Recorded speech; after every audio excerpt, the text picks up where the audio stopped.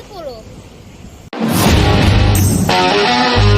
Hai, perkenalkan nama saya Horis Gosatu Maulida dan NIM 472111013. Hai, namaku Muhammad Mustafa Rahman dengan NIM 021.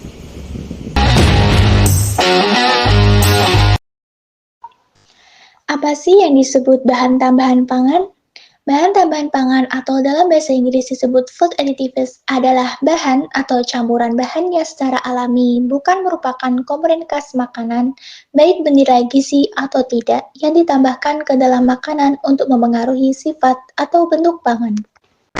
Menurut BPOM, BTP sendiri didefinisikan sebagai bahan yang secara sengaja ditambahkan ke dalam pangan untuk memengaruhi sifat, bentuk, rasa, aroma, dan tekstur, atau untuk mengawetkan bahan pangan. Pengawet sendiri adalah bahan tambahan pangan untuk mencegah atau menghambat fermentasi, pengasaman, penguraian, dan perusakan lainnya terhadap pangan yang disebabkan oleh mikroorganisme.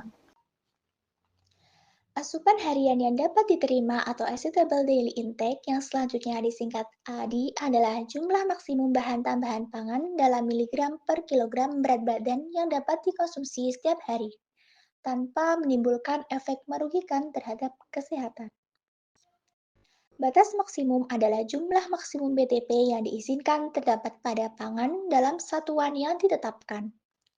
Batas maksimum cara produksi pangan yang baik atau Good Manufacturing Practice selanjutnya disebut batas maksimum CPPB adalah jumlah BTP yang diizinkan terdapat pada pangan dalam jumlah secukupnya yang diperlukan untuk menghasilkan efek yang diinginkan. Fungsi bahan tambahan pangan. 1. Mencegah atau memperlambat kerusakan pangan akibat mikroorganisme seperti bakteri dan jamur atau pada reaksi kimia seperti oksidasi. 2. Memperbaiki atau memberikan warna, rasa, atau aroma yang diinginkan pada suatu produk pangan. 3. Mempertahankan atau memperbaiki tekstur, bentuk, dan konsistensi produk agar tetap stabil selama penyimpanan. 4. Meningkatkan atau mempertahankan nilai gizi pangan atau yang sering disebut sebagai fortifikasi.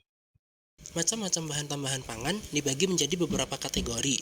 Yang pertama, yaitu bahan yang mempengaruhi karakteristik sensoris seperti pewarna, pemanis, penguat rasa, dan juga perisa.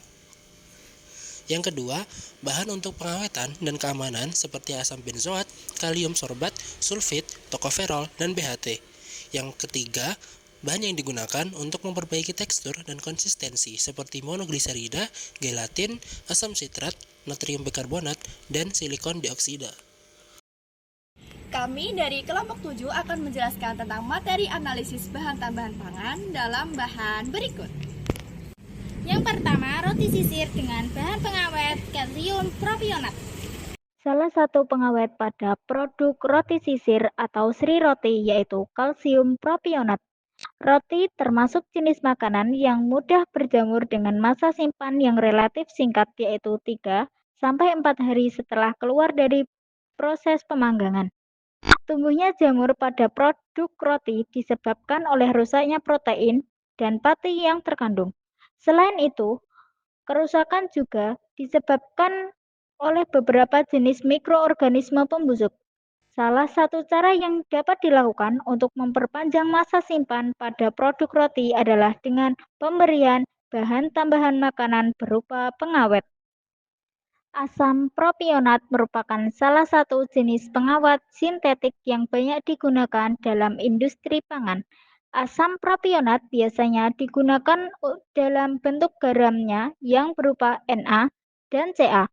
Menurut Peraturan BPOM Nomor 36 Tahun 2013 tentang batas maksimum penggunaan bahan tambahan pangan pengawet menetapkan penggunaan pengawet kalsium propionat diperbolehkan pada produk beker dengan batas maksimum 0,2% atau setara dengan 2 gram per kilogram berat bahan.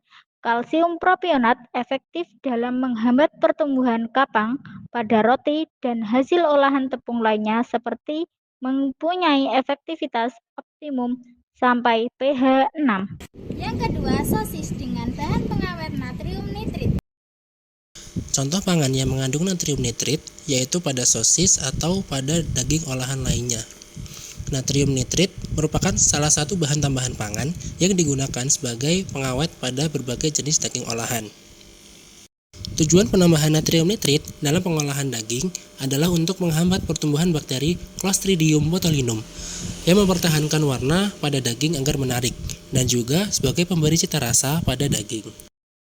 Natrium nitrit sebagai pengawet makanan yang diizinkan, akan tetapi perlu diperhatikan penggunaannya dalam makanan agar tidak melampaui batas normalnya. Berdasarkan Peraturan Badan Pengawasan Obat dan Makanan atau BPOM pada nomor 36 tahun 2013 tentang batas penggunaan maksimum pengawet nitrit di dalam produk daging olahan yaitu sebesar 30 mg per kilogram.